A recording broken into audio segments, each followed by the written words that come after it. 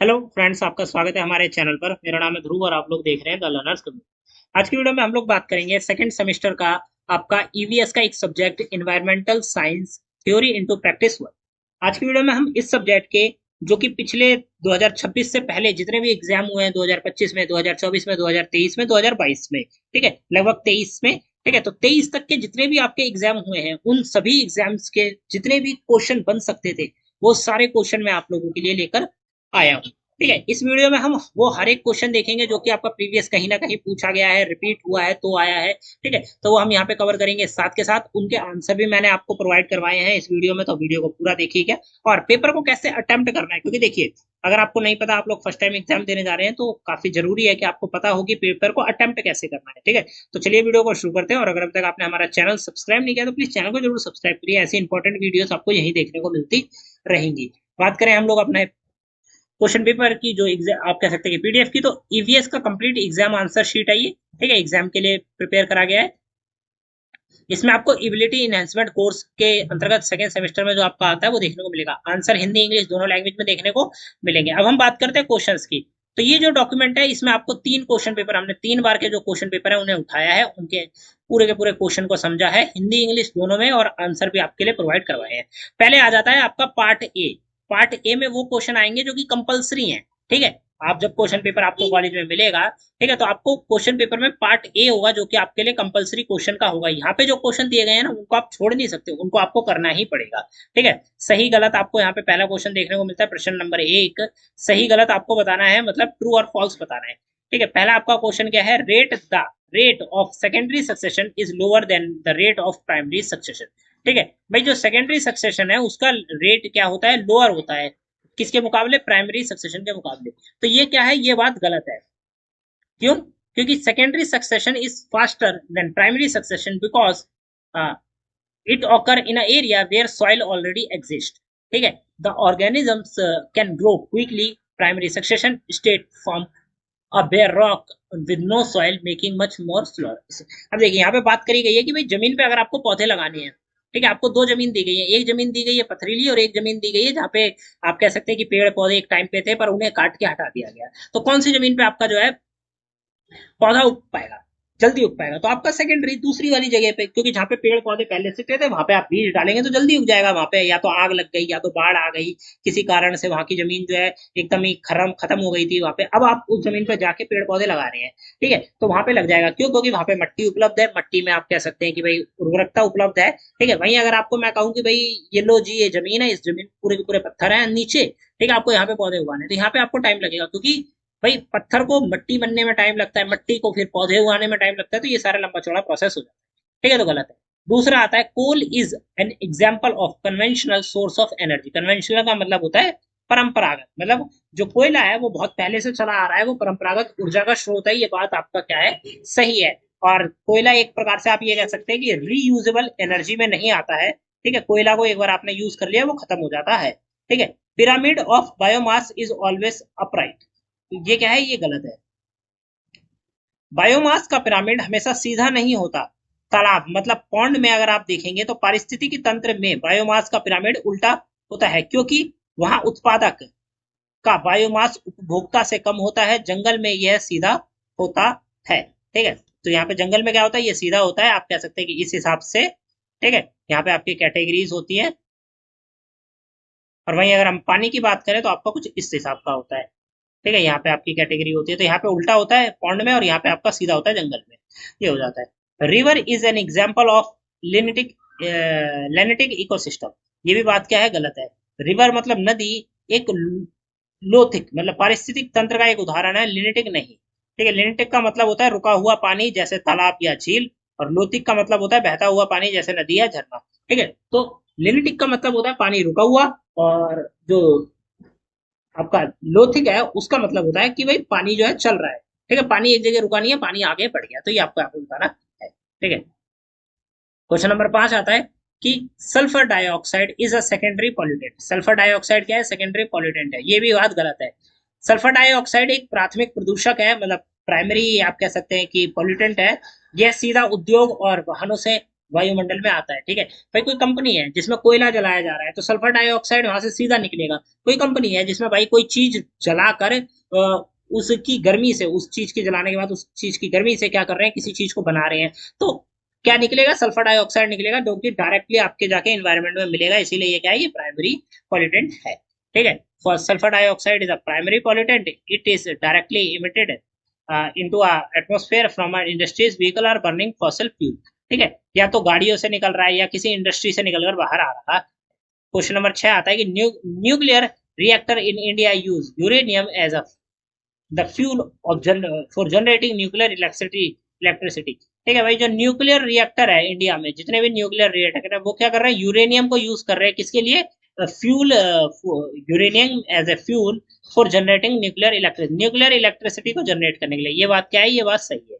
Nuclear reactor in India primarily use uranium 235 as a fuel. The energy is generated through nuclear fusion. India also has a large theorem, uh, thorium reverses and are working towards using them of future reactors। ठीक है, तो India क्या कर रही है, uranium 235 मतलब 235 का use करके क्या कर रही है, इलेक्ट्रिसिटी बना रही है। भारत में थेरियम 232 का भी उपयोग करने की दिशा में काम कर रहे हैं, क्योंकि भारत में थोरियम 232 काफी पाया जाता है, तो उसका यूज करके क्यों ना बिजली बनाई जाए, इस चीज के ऊपर बातचीत चल रही है।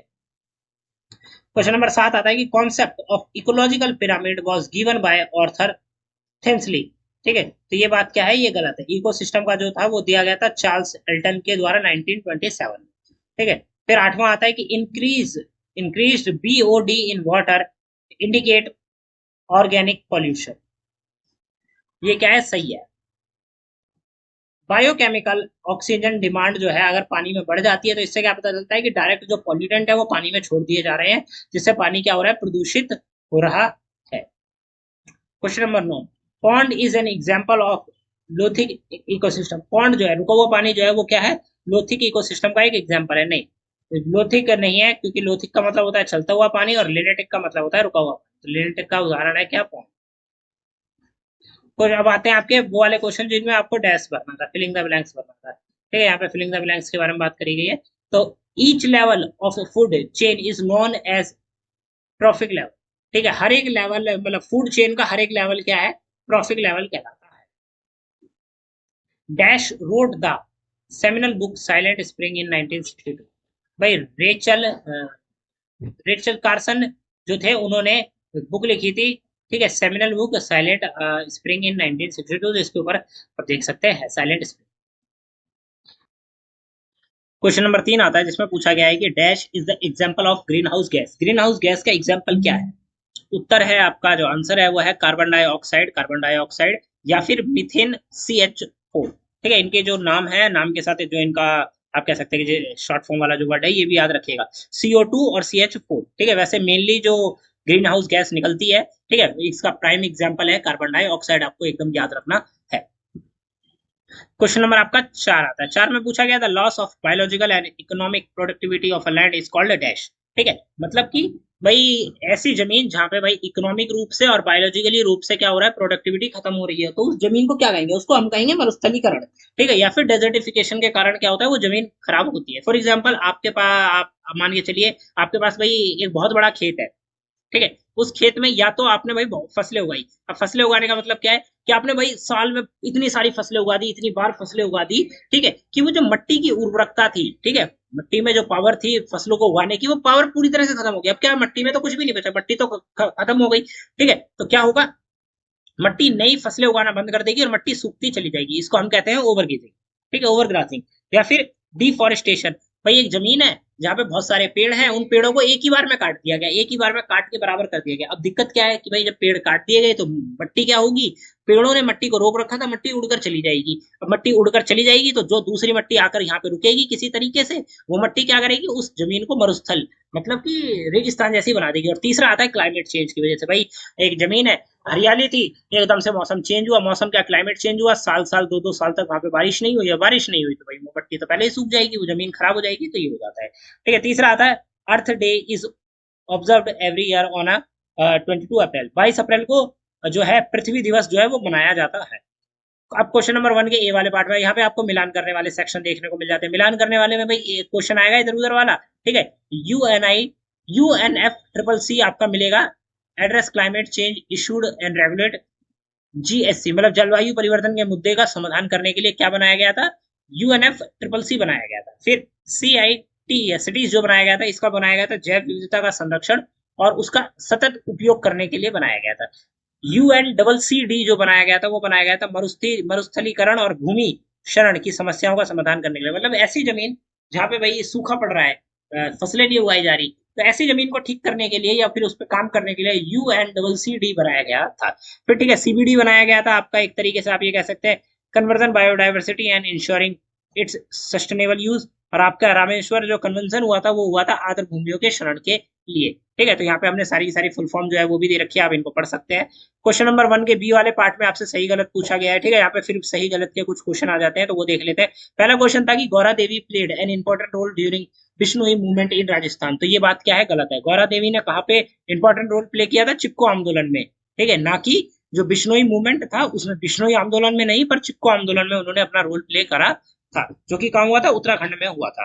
टाइम यहाँ पे दे रखा है 1974 रेनी विलेज में, ठीक है। तो ये हो जाता है।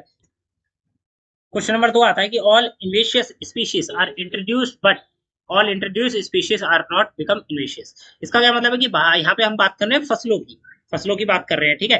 तो फसलों का क्या सीन है कि भाई बाहर से जितनी भी फसलें लाई गई, ठीक है, उसमें से ज्यादातर आक्रामक थी पर सारी की सारी आक्रामक नहीं थी, तो ये बात क्या है, सही है, ठीक है। यहाँ पे लिखा हुआ है जैसे कि आप देख सकते हैं कि भारत में आक्रामक है, लेकिन कई बाहर की फसलें जैसे कि टमाटर हो गया या आलू हो गया वो आक्रामक नहीं है, ठीक है। या फिर आपको यहाँ पे उदाहरण दिया गया है लेंटेना कमारा और वाटर हाइथनिक जो है ये बाहर से लाई गई है और ये क्या है, भारत में आक्रामक प्रजातियों के रूप में मानी जाती है, तो ये हो जाता है। फिर आपका अगला आता है कि the landmark Paris summit on climate change was held in year 2015, तो ये बात सही है, 2015 में आप कह सकते हैं कि भाई पेरिस एग्रीमेंट हुआ था, ठीक है, पेरिस जलवायु समझौता किया गया था। अगला क्वेश्चन आपका आता है कि use of CFC have been banned initially as a part of Rameshwar Convention. Rameshwar Convention को बनाया गया था ताकि जो भूमि आर्द्र है, मतलब सूखी भूमि है, उसके लिए काम करा जा सके, ठीक है। और जो CFC क्लोरोफ्लोरोकार्बन है उसको रोकने के लिए, उसको बैन करने के लिए मॉन्ट्रियल प्रोटोकॉल में जो है उसके तहत उस पर प्रतिबंध लगाया गया था। पांचवा क्वेश्चन आता है कि keystone species play a very major role in maintaining the health and stability of a ecosystem. ये बात क्या है, सही है। की स्टोन प्रजातियां वे होती हैं जिनके प्रभाव उनकी संख्या के अनुपात में बहुत अधिक होते हैं, जैसे कि बाघ, ठीक है, समुद्री उदबिलाव, ठीक है।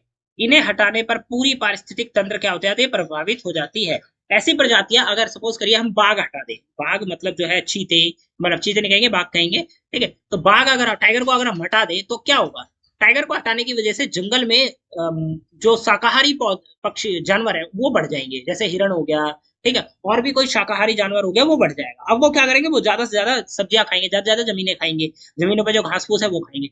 अगर हम वो सारी चीजें खा लेंगे, ठीक है, तो दिक्कत क्या होगी, सबसे बड़ी दिक्कत ये होगी कि वो जमीन सूखने लगेगी, क्योंकि भाई हम वहां पे अब लगातार खाए जा रहे हैं, खाए जा रहे हैं, खाए जा रहे हैं, तो क्या होगा, जमीन पे भी फर्क पड़ेगा, तो इकोलॉजिकल जो सिस्टम है वो बिगड़ जाएगा। इसीलिए बाघों का होना जरूरी है और पानी में जो उदबिला हुआ है उसका होना जरूरी है, ठीक है। तो ये हो जाता है। फिर आपके आते हैं बड़े वाले क्वेश्चन, मतलब क्वेश्चन नंबर 1 का बी वाला पार्ट आता है जिसमें आपको संक्षिप्त उत्तर, मतलब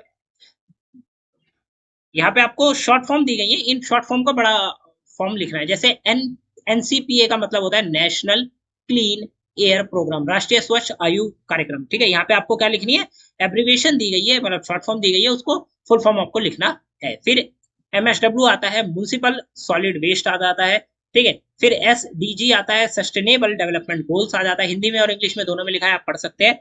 फिर UNCCD आता है, इसका क्या मतलब होता है, United nation convention for combat desertification, ठीक है, ये हो जाता है। फिर आपका GAP आता है, तो गंगा एक्शन प्लान आपका ये हो जाता है, ठीक है। यहाँ पे अब आपके सारे के सारे जो छोटे क्वेश्चन है वो हो जाते हैं। अब हम आते हैं क्वेश्चन नंबर 2 की तरफ, ठीक है। यहाँ पे आपको शॉर्ट नोट वाले क्वेश्चन मिलेंगे, मतलब क्वेश्चन टॉपिक दे दिया जाएगा, उसके बाद शॉर्ट नोट लिख रहा है। क्वेश्चन नंबर 1 क्या कहता है कि संक्षिप्त जो है टिप्पणी आपको लिखनी है किन्हीं दो पर, तो कई सारे टॉपिक है, देखते हैं। पहला है सस्टेनेबल डेवलपमेंट गोल्स, SDG, सतत विकास लक्ष्य के ऊपर आपको क्या लिखना है, शॉर्ट नोट लिखना है। शॉर्ट नोट हमने ये लिख कर दे रखा है, आप इसको पढ़ सकते हैं। क्या है कि भाई सतत विकास संयुक्त राष्ट्र ने 2015 में अपनाया था, 2030 तक हासिल करने का इसको लक्ष्य रखा गया है। ये लक्ष्य 17 है, ठीक है, जब जो क्या करेगा, गरीबी खत्म करने का काम करेगा, स्वास्थ्य जो हेल्थ केयर है उसे सुधारने का काम करेगा, एजुकेशन को अच्छा करेगा, स्वच्छ ऊर्जा, जलवायु कार्रवाई और पर्यावरण के संरक्षण से जुड़े सारे के सारे काम करेगा। इनसे पहले 2000 से 2015 तक एमडीजी चलाया जाता था, ठीक है, उसके बाद एसडीजी आया, सभी देशों के लिए, विकसित और विकासशील दोनों देशों के लिए, ऐसे कंट्री जो कि डेवलप है या फिर डेवलपिंग कंट्री है, इन दोनों के लिए ये लाया गया। तो यहाँ पे आप पढ़ सकते हैं, बाकी सारी डिटेल हमने लिख रखी है। अगला आता है आपका मीनामाता बीमारी, ठीक है, मीनामाता डिजीज। क्या होती है मीनामाता डिजीज, मीनामाता बीमारी, ठीक है। मीनामाता बीमारी कहाँ से चालू हुई थी? आपकी जापान में 1956 में मीनामाता जो खाड़ी है वहां से, वहां के पास पहली बार देखी गई थी। यह बीमारी मर्क्यूरी मतलब पारे का जो जहर होता है उससे होती है, ठीक है। चीसो केमिकल कंपनी ने अपने कारखाने से मेथाइल पारा जो है उसको समुद्र में जो छोड़ दिया था, जिससे क्या हुआ, मछलियां जो थी, पारे, यह पारा मछलियों में जम गया। जब लोगों ने मछलियों को खाया तो क्या हुआ कि भाई वो पारा उनके अंदर चला गया, और जिससे हाथ पैर कमजोर होना, अंधापन आ जाना, बहरापन आ जाना, पागलपन आ जाना, मृत्यु हो जाना, ये सारी चीजें होने लगी थी। तो ये आपको यहाँ पे इस प्रकार के टॉपिक दिया जाएगा, एक्सप्लेन करने के लिए कहा जाएगा। फिर आता है रामेश्वर, सॉरी, रामसर कन्वेंशन, ठीक है, रामसर कन्वेंशन आता है। तो रामसर कन्वेंशन कब हुआ था? 1971 में ईरान के रामसर शहर में हस्ताक्षरित मतलब सिग्नेचर किए गए थे। यह पहली अंतरराष्ट्रीय पर्यावरण संधि थी, मतलब इंटरनेशनल लेवल पर पहली आप कह सकते हैं कि संधि करी गई थी, ठीक है, इंटरनेशनल लेवल पर। इसका मुख्य उद्देश्य था वेटलैंड्स मतलब जो गीली जमीन है उसका संरक्षण करना, ठीक है, उसको बचाए रखना, उसका सतत उपयोग करना, और आर्द्र भूमि ऐसी जमीन जो कि भाई सूख चुकी है या फिर आप कह सकते हैं कि दलदली जमीन है, जैसे कि मैग्रो नदी के किनारे या फिर झील जैसी जो जगह है, वे जीवित व जीव विविधता का केंद्र बने, ठीक है, और जल शोधन जैसी बाढ़ को रोकती है। तो ये सारी बातें यहाँ पे करी गई थी, आप यहाँ पे पढ़ सकते हैं, हिंदी और इंग्लिश दोनों में दिया गया। अब आ जाते हैं आपके बड़े क्वेश्चन के अंतर्गत, डिफरेंस वाला, ये वाला क्वेश्चन आ जाता है, यहाँ पे आपको डिफरेंस लिखना है, ठीक है, टॉपिक दे दिया जाएंगे तो उनके ऊपर डिफरेंस लिखना है, जैसे यूट्रिफिकेशन और मरुस्थलीकरण, यूट्रिफिकेशन और लैंड डिजर्टिफिकेशन के ऊपर हमने दोनों के ऊपर आपको लिख रखा है, आप पढ़ सकते हैं इनको इजी लैंग्वेज में, ठीक है, हमने यहाँ पे आपको बता रखा है। भाई यूट्रिफिकेशन का मतलब क्या होता है? जलाशय में नाइट्रोजन और फास्फोरस जैसे पोषक तत्व हो जाते हैं, ठीक है, खेत में क्या होते हैं? उर्वरक, और कारखानों से अपशिष्ट जो शैवाल या फिर एल्गी बहुत तेजी से बढ़ते हैं। यूट्रिफिकेशन का मतलब है कि भाई पानी के ऊपर नाइट्रोजन और फास्फोरस बहुत ज्यादा हो जाता है, जिससे क्या होता है? काई बहुत तेजी से जमती है, ठीक है। इससे पानी में क्या होता है? ऑक्सीजन की कमी हो जाती है, क्योंकि ज्यादातर चीजें जो काई है वो ज्यादातर ऑक्सीजन खुद ही ले लेती है, तो मछलियों को ऑक्सीजन नहीं मिलता, मछलियां मर जाती हैं। और मरुस्थलीकरण का मतलब क्या है? कि जमीन सूखती जा रही है, पेड़ पौधे सूखते जा रहे हैं, वो जो जमीन है, ठीक है, वो अपनी उर्वरकता को खोती जा रही है, और एक टाइम आएगा कि उस जमीन में कुछ भी नहीं उगेगा, ठीक है। तो ये सारी चीज आपको यहाँ पे बतानी। फिर अगला टॉपिक दिया गया था primary succession and secondary succession के बारे में, मतलब प्राथमिक बनाम द्वितीयक अनुक्रमण, तो इन दोनों के बारे में भी हमने लिखा है, बहुत छोटा छोटा लिखा है, आप इनको पढ़ सकते हैं इजिली, ठीक है। ये हो जाता है आपका कुछ क्वेश्चन नंबर जो 3 है उसका बी वाला पार्ट, जहाँ पे आपका इंग्लिश में भी दिया गया है। एटमोस्फेयर और लिथोस्फेयर, ठीक है, वायुमंडल बनाम स्थल मंडल। तो वायुमंडल और स्थल मंडल के बारे में हमने दोनों के बारे में यहाँ पे जो पॉइंट है वो आपको दिया है, डिफरेंस वाला पॉइंट, तो आप यहाँ पे बता सकते हैं, ठीक है। यहाँ पे हमने स्थल मंडल के बारे में बताया, यहाँ पे हमने वायुमंडल के बारे में बताया। इसी चीज को आपको ज्यादा एक्सप्लेन करके लिखना है बस अपने आंसर में, तो हो जाता है, ठीक है। फिर मॉन्ट्रियल प्रोटोकॉल और क्योटो प्रोटोकॉल दोनों बहुत ही ज्यादा इंपॉर्टेंट है, मॉन्ट्रियल और क्योटो प्रोटोकॉल दोनों जरूरी है, तो इनके बारे में पढ़ के जाइएगा, यहाँ पे आप देख सकते हैं हमने लिख रखा है, ठीक है। क्वेश्चन नंबर 4 आता है पर्यावरण अध्ययन की बहु अनुशासनात्मक प्रकृति, मतलब multi disciplinary nature of environmental studies, ठीक है। तो यहाँ पे टॉपिक के बारे में हम पढ़ लेते हैं कि भाई हिंदी में इसका क्या मतलब है, कि पर्यावरण अध्ययन के बारे में हम यहाँ पे बात करेंगे, और इसमें कई सारी जो डिसिप्लिन है उन चीजों के बारे में बात करेंगे, तो ये समझने के लिए अलग अलग जो विज्ञान है विषय है उनकी मदद लेते हैं। कई कोई एक विषय अकेला पर्यावरण को हमें नहीं समझा सकता, ठीक है। इसमें जीव विज्ञान आ जाता है, रसायन विज्ञान आ जाता है, भौतिक, भूगोलिक, समाजशास्त्र, अर्थशास्त्र, कानून, ये सारी चीजें आ जाती है। उदाहरण के लिए दिल्ली में वायु प्रदूषण को समझने के लिए हमें केमिस्ट्री का यूज करना पड़ेगा, बायोलॉजी का यूज करना पड़ेगा, इकोनॉमिक्स का यूज करना पड़ेगा, लॉ का यूज करना पड़ेगा, और सोशियोलॉजी का यूज करना पड़ेगा, ठीक है। तो सेम वही चीज हमने यहाँ पे आपको इंग्लिश में भी बताई है, तो इन चीजों को आप पढ़ के जरूर जाइएगा। क्वेश्चन नंबर 5 आता है कि पारिस्थितिक तंत्र सेवाएं क्या है, what are the ecosystem services. ये आपका पूरा का पूरा क्वेश्चन है, तो पारिस्थितिक तंत्र की सेवाएं क्या है उसके बारे में बात करी गई है। तो भाई प्रावधान सेवाओं में क्या आ जाता है, जैसे भोजन आ जाएगा, ये सारी चीजें, लकड़ी, पानी, ईंधन, ये सारी चीजें आपकी आ जाती है प्रावधान में। फिर नियमन सेवाओं मतलब रेगुलेटिंग सर्विसेज में क्या आ जाता है, जलवायु नियंत्रण है, ठीक है, बाढ़ नियंत्रण, जल शोधन, ये सारी चीजें। सांस्कृतिक सेवाओं में पर्यटन, आध्यात्मिकता, सौंदर्य, ठीक है, मनोरंजन, वैज्ञानिक शिक्षा, ये सारी चीजें आ जाती है। चौथे में क्या आता है, सहायक सेवाएं, मतलब सपोर्टिंग सर्विसेज में क्या आता है, बाकी सभी सेवाएं जैसे कि मिट्टी का निर्माण, पोषक चक्र, ये सारी चीजें आपको इसमें पढ़ने को मिलती है। तो यहाँ पे 4 तरीके की पारिस्थितिक तंत्र की सेवाएं होती हैं, वो 4 मैंने आपको यहाँ पे बताई है। इन चीजों को आपको पढ़ के जाना है, ठीक है। यहाँ पे हमने इंग्लिश में भी दिया है, तो आप ये इंग्लिश में इन चारों को अच्छे से पढ़ सकते हैं, ठीक है, आपकी काफी ज्यादा हेल्प हो जाएगी। क्वेश्चन नंबर 7 आता है कि एसडीजी प्राप्त करने के उपाय क्या है। Measure measure of achieving SDG, ठीक है, sustainable development goals. Sustainable development goals को अगर आपको अचीव करना है तो किन चीजों पर ध्यान देना पड़ेगा, ठीक है। तो यहाँ पे हिंदी में आप देख सकते हैं ग्रामीण क्षेत्रों में इन चीजों पर ध्यान देना पड़ेगा, फिर शहरी क्षेत्रों में इन चीजों पर ध्यान देना पड़ेगा, और यहाँ पे इंग्लिश में भी हमने उसी हिसाब से बताया है, ठीक है। एसडीजी 9 का क्या मतलब है, इंडस्ट्री, इनोवेशन और इंफ्रास्ट्रक्चर पे ध्यान देना पड़ेगा, ठीक है। ये सारी चीजें हमने यहाँ पे बताई हैं। फिर लैंड ऑन लाइफ, मतलब जमीन के ऊपर जो जीवन है उसके ऊपर अगर आपको बचाना है तो उस चीज को करने के लिए ये देना, ये सारी चीजें करनी पड़ेगी। क्वेश्चन नंबर 8 आता है ध्वनि प्रदूषण के स्रोतों और प्रभाव के बारे में बात करें। नॉइस पॉल्यूशन के क्या क्या सोर्सेस हैं और क्या इफेक्ट पड़ते हैं, वो आपको यहाँ पे बताने हैं। भाई यातायात से निकल कर आता है, उद्योग मतलब बड़े बड़े कारखानों से निकल कर आता है, जब भी कोई कंस्ट्रक्शन का काम होता है तब आता है, कोई विमान हो गया उससे आता है, और त्योहार के पटाखे जलाने से आता है, और बाजार में भीड़ भाड़ वाले इलाकों से भी नॉइस पॉल्यूशन होता है, ठीक है। इसके प्रभाव क्या पड़ते हैं, भाई बहरापन हो जाता है, लोगों को नींद ना आना हो जाता है, ठीक है, उच्च रक्तचाप मतलब ब्लड प्रेशर बढ़ जाता है, मानसिक विकार, मेंटली बच्चा जो मेंटली अगर कोई आदमी है, ठीक है, मेंटली वो कमजोर है तो उसका और ज्यादा उस पर डिसऑर्डर्स हो जाते हैं, ठीक है, गर्भवती महिला को परेशानी होती है।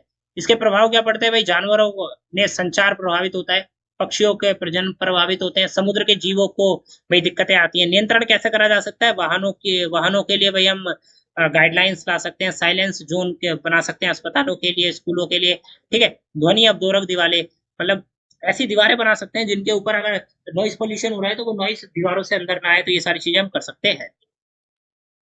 यहाँ पे हमने पॉइंट बता रखे हैं, ये सारे के सारे पॉइंट आपको पढ़ लेने हैं अच्छे से, ठीक है। ये हो जाता है। क्वेश्चन नंबर 9 आता है जैव विविधता संरक्षण में बहु विषयक दृष्टिकोण, मतलब multi disciplinary approach in biodiversity conversion. Biodiversity conversion में आप क्या कह सकते हैं, मतलब बायोडाइवर्सिटी जैव विविधता को बचाने में मल्टी डिसिप्लिनरी चीज क्या क्या हो सकती है, तो आपको बता रहे हैं, मतलब विज्ञान का हमें सहायता लेनी पड़ेगी, क्या क्या जरूरत है, क्यों जरूरी है, तो भाई विज्ञान, कौन सी प्रजाति खतरे में है, इसके लिए हमें विज्ञान की चाहिए, क्यों विलुप्त हो रही है ये हम विज्ञान से पता करेंगे, कानून के द्वारा हम भाई कोई एक्ट हो गया, अधिनियम हो गया, ठीक है, कोई रूल एंड रेगुलेशन हो गया, वो लेकर आएंगे। अर्थशास्त्र का क्या मतलब है, जैव विविधता की आर्थिक कीमत क्या होती है वो हमें पता चलेगा। समाज शास्त्र की बात करें तो स्थानीय समुदाय की भागीदारी मिलेगी, और संस्कृति की बात करें तो पवित्र वन, ठीक है, और पारंपरिक ज्ञान हमें मिलेगा, ठीक है। भारत के नेशनल पार्क की अगर केस स्टडी ले तो वो हमने यहाँ पे लिख रखी है, आपको इसको पढ़ लेना है, ठीक है, इंग्लिश में भी हमने दे रखा है, तो ये चीज आप पढ़ सकते हैं इजिली। जैसे जिम कॉर्बेट नेशनल पार्क हो गया, ठीक है, किस गिरजना, ठीक है, काजीरंगा नेशनल पार्क हो गया, और साइलेंट वैली हो गई, ये सारी जगह बनाई गई है ताकि यहाँ पे क्या रहे, जानवर और पेड़ पौधे सेफली रह सके, ठीक है। क्वेश्चन नंबर आपका 10 आता है कि जल की कमी और कृषि के बारे में बात करना है। वाटर स्केर्सिटी एंड एग्रीकल्चर के जो प्रैक्टिस है उनके बारे में बात करना है, ठीक है। तो भाई जल की कमी के बारे में हमने थोड़ी सी बात करी है।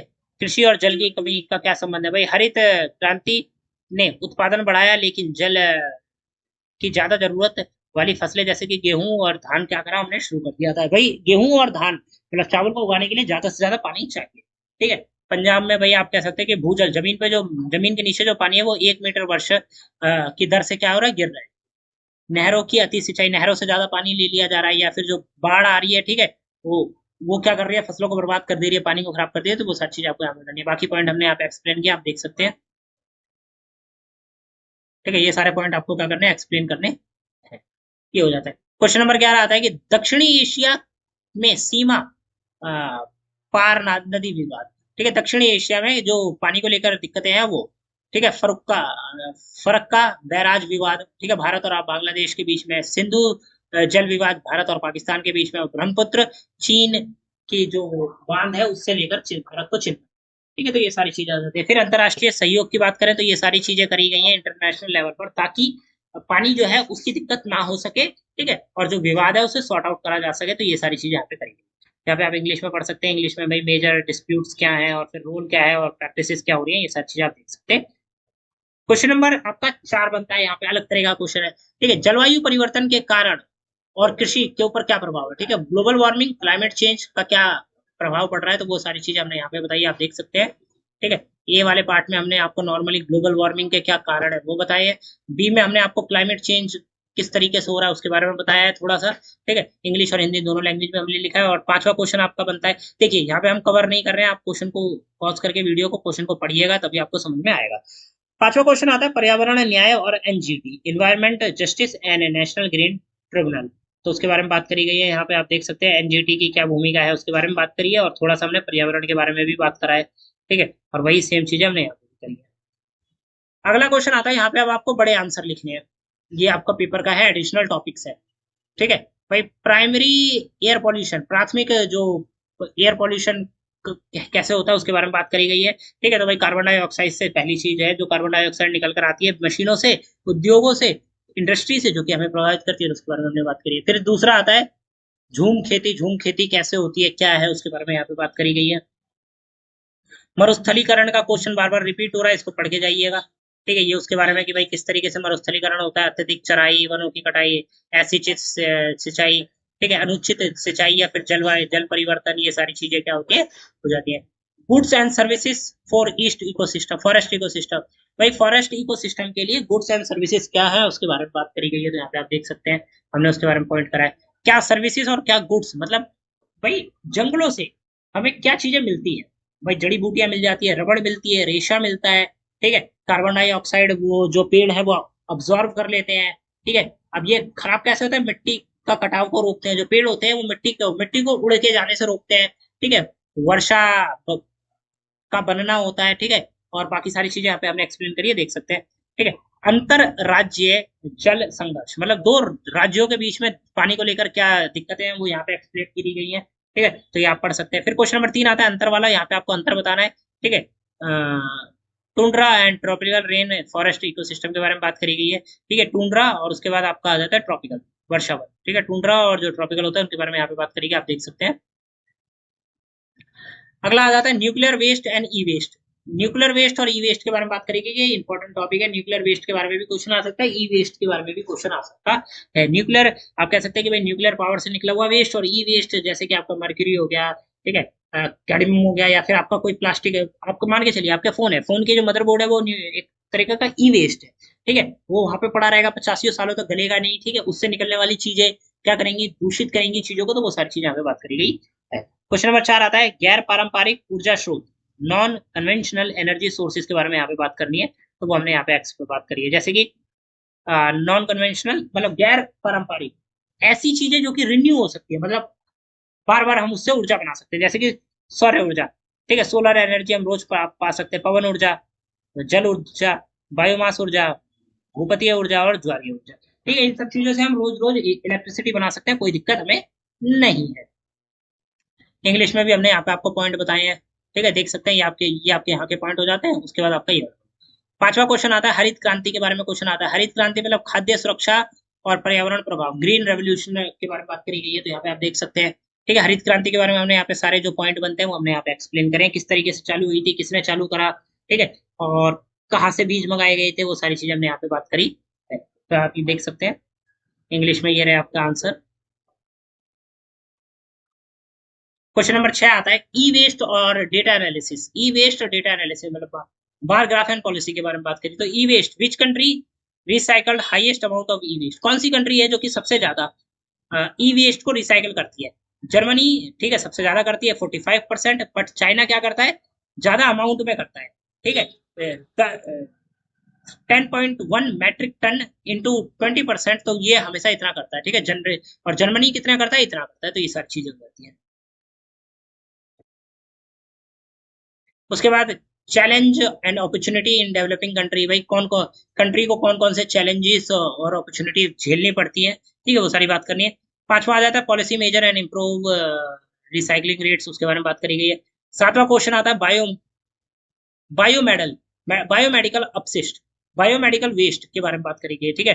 Colour coding and biomedical waste, जिसे बीएमडब्ल्यू भी पढ़ते हैं, रूल्स 2016 के बारे में बात करी गई है, तो यहाँ पे लिखा गया है, ठीक है भाई। Yellow bin, blue bin, black bin और वेस्ट और रेड बीन का मतलब क्या है कि आपके भाई चीजें, ठीक है। देखिए यहाँ पे क्या भाई, आप हॉस्पिटल में जाते हैं, वहां पे अलग अलग प्रकार की डस्टबिनें होती है, उनका अलग अलग कलर होता है, वो कलर बताता है कि आप जो चीज उसमें फेंक रहे हैं क्या वो चीज किस तरीके की वो रखती है, ठीक है। वह हो सकता है कि भाई कोई आप कह सकते हैं कि किसी बीमारी को ठीक करने के बाद उसके बीमारी का जो इक्विपमेंट है, ठीक है, कोई जो फेंकना है उसको हम नॉर्मल डस्टबिन में तो नहीं फेंक सकते, क्या पता वो डस्टबिन में कोई आदमी हाथ दे उससे उससे बीमारी हो जाए, ठीक है। तो यहाँ पे क्या होता है, अलग अलग कलर होता है, पीला कलर होता है, नीला कलर होता है, काला कलर होता है, सफेद होता है और लाल होता है, ठीक है। तो ये सारी चीजें यहाँ पे बताई गई हैं, उनके बारे में आप पढ़ सकते हैं। इंपॉर्टेंस ऑफ वेस्ट सेग्रीगेशन, मतलब अपशिष्ट पृथक्करण का क्या महत्व है, तो ये यहाँ पे बताया गया है, ठीक है, हिंदी इंग्लिश दोनों बताया गया है। फिर सेफ डिस्पोजेबल मेथड, भाई चीजों को डिस्पोज करने के लिए क्या क्या मेथड है वो यहाँ पे बताए गए हैं। भारत में जल की मांग, भारत में भाई जल की मांग, जल तो कम है ना। वाटर डिमांड इन इंडिया, तो उसके बारे में बात करी गई है, ठीक है। Measure to minimum water consumption by sector, तो भाई हर एक सेक्टर में कितना पानी लग सकता है उस चीज को यहाँ पे मेजर करा गया है, उस चीज के बारे में बताया गया, तो यहाँ पे आप पढ़ सकते हैं, ठीक है। ये हो जाता है पार्ट सी। आ जाता है अतिरिक्त क्वेश्चन, एक्स्ट्रा क्वेश्चन जो आपके दिए गए हैं, वो जैसे कि जैव संवर्धन के बारे में एक क्वेश्चन आ जाता है, ठीक है। उसके बाद आपका आ जाता है water consumption pattern in India, India में वाटर कंजप्शन के बारे में पैटर्न की बात करी गई, तो ये आप पढ़ सकते हैं, ठीक है। इजी टॉपिक्स हैं, पढ़ के अगर आप जाएंगे तो इजीली लिख पाएंगे, अदरवाइज आपको लिखने में भी दिक्कत होगी। क्वेश्चन नंबर 8 आता है चिपको आंदोलन, एक इंपॉर्टेंट टॉपिक है, मैं अगर इस पर 2 स्टार लगा रहा हूँ इसका मतलब ये इंपॉर्टेंट टॉपिक है। चिपको आंदोलन पढ़ के जरूर जाइएगा, ठीक है। यहाँ पे उसके बारे में सारी डिटेल लिखी गई है और आपको क्या करना है, बस उसको एक्सप्लेन कर देना है अपने ज्यादा से ज्यादा वर्ड्स में, ठीक है। ये हो जाता है। फिर आपको किन चीजों का ध्यान देना है, भाई वर्ल्ड इन्वायरमेंट डे कब बनाया जाता है, world water day, world biodiversity day, ozone day, ठीक है। ये सारे जो दिन है ये आपको याद कर लेने हैं, ये इंपॉर्टेंट है आप लोगों के लिए। और यहाँ पे आपका जो है कंप्लीट क्वेश्चन पेपर कंप्लीट हो जाता है, जो कि हमने आपको बताया, ठीक है। सारे इंपॉर्टेंट क्वेश्चन, रिपीटेड क्वेश्चन मैंने आपको यहाँ पे कवर करा दिया, हर एक क्वेश्चन जो कि इस बार के एग्जाम में रिपीट हो सकता है मैंने आपको यहाँ पे बताया। तो एक काम करिएगा, आप वीडियो को 1 से 2 बार जरूर देखिए, ठीक है। कुछ समझ में नहीं आ रहा तो क्वेश्चन को पढ़िए समझिए और उसके बाद ही पेपर की तैयारी करिए, ठीक है। जितने भी क्वेश्चन यहाँ पे दिए गए हैं, कोई ना कोई क्वेश्चन, ज्यादा से ज्यादा क्वेश्चन आपको रिपीट होगा ही, तो प्रिपेयर जरूर करके जाइएगा। यहाँ पे वीडियो खत्म होती है, डिस्क्रिप्शन बॉक्स में लिंक मिल जाएगा हमारे साथ कनेक्ट होने के लिए, टेलीग्राम और इंस्टाग्राम का, तो जाके हमारे साथ ज्वाइन हुई है। इंपॉर्टेंट वीडियो है, इसको एक बार ज्यादा से ज्यादा देखिए और शेयर करिए। मिलते हैं अगली वीडियो में, thanks for visiting on my channel guys.